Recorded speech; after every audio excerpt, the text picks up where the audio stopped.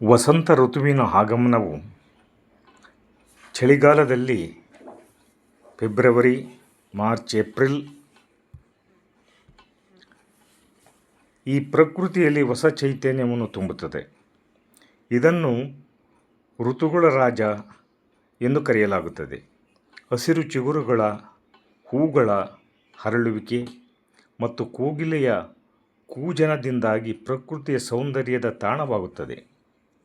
ಇದು ಯುಗಾದಿಯ ಹೋಳಿ ಮತ್ತು ವಸಂತ ಪಂಚಮಿಯಂತಹ ಹಬ್ಬಗಳೊಂದಿಗೆ ಆನಂದ, ಹೊಸ ಭರವಸೆ ಮತ್ತು ಉತ್ಸಾಹವನ್ನು ತರುತ್ತದೆ. ಪ್ರಕೃತಿಯ ಮರುಜೀವ ಈ ಋತುಮಾಸದಲ್ಲೇ ಬರುತ್ತದೆ.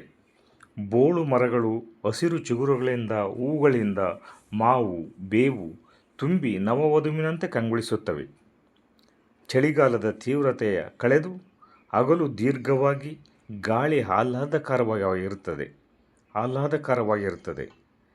ಯುಗಾದಿ, ಹೊಸ ವರ್ಷ, ಹೋಳಿ ಮತ್ತು ವಸಂತ ಪಂಚಮಿ, ಸರಸ್ವತಿ ಪೂಜೆ ಈ ಅವಧಿಯಲ್ಲಿ ಬರುತ್ತವೆ.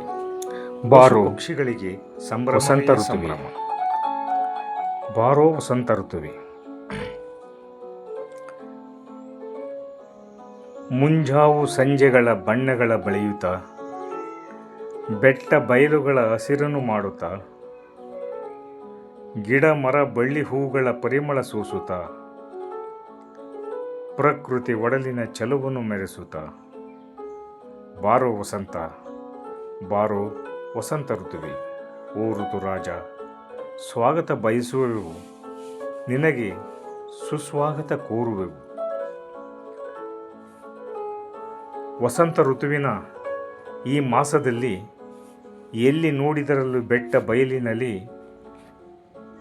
ಎಲ್ಲ ಹೂಗಳು ಚಿಗುರನ್ನು ಬೀರಿ, ಮರಗಳು ಗಿಳೆ ಕೋಗಿಲೆಗಳ ಚಿಗುರನ್ನು ತಿಂದು ಹಾಡುತ್ತಾ ಕೋಗಿಲೆ ಕೂಗುತ್ತಿರಲು. ಓ ಋತುರಾಜ, ಸ್ವಾಗತ ನಿನಗೆ, ಸುಸ್ವಾಗತ ನಿನಗೆ.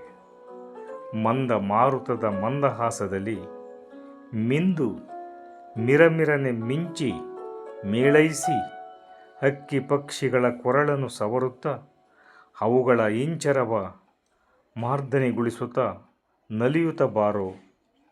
ಓ ಋತುರಾಜ,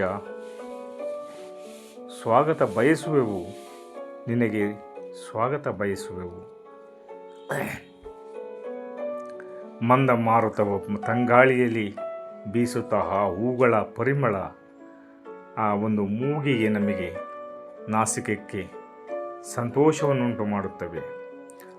ಹಕ್ಕಿ ಪಕ್ಷಿಗಳು ಆ ಮಾವಿನ ಚಿಗುರನ್ನು, ಬೇವಿನ ಚಿಗುರನ್ನು ತಿಂದು ತನ್ನ ಹಾಡುಗಳನ್ನು, ಕೋಗಿಲೆಯ ಕೂಗನ್ನು ಮರದ ಮೇಲೆ ಕುಳಿತು ಹಾಡುವುದನ್ನು ಕೇಳಿದರೆ ನಮಗೆ ಎಲ್ಲಿಲ್ಲದ ಸಂತೋಷ. ಮಾವು ಬೇವುಗಳ ಹೂಗಳ ಮುದ್ದಿಸಿ, ಗಿಳಿ ಕೋಗಿಲೆಗಳ ಹಾಡನ್ನು ಹಾಡಿಸಿ, ರವಿಯ ವೇಷಿಸಿ, ಬೂರುಮೆಯ ರಮಿಸಲು ಮುಗಿಲಿಂದಿಲ್ಲಿಗೆ ತಪ್ಪದೆ ಬಾರೋ. ಓ ಋತುರಾಜ, ಸ್ವಾಗತ ಬಯಸುವೆವು, ನಿನಗೆ ಸ್ವಾಗತ ಕೋರುವೆವು.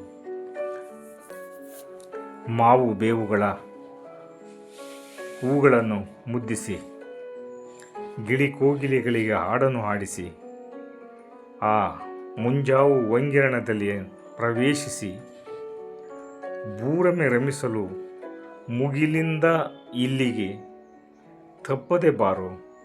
ಏ ಋತುರಾಜ, ಸ್ವಾಗತ ಬಯಸುವೆವು, ನಿಮಗೆ ಸ್ವಾಗತ ಕೋರುವೆವು ಅಂತಂತೇಳಿ ಎಲ್ಲರೂ ಬೂರುಮೆಯ ಈ ಮನುಜರು ಅದನ್ನು ಸ್ವಾಗತವನ್ನು ಬಯಸ್ತಾರೆ.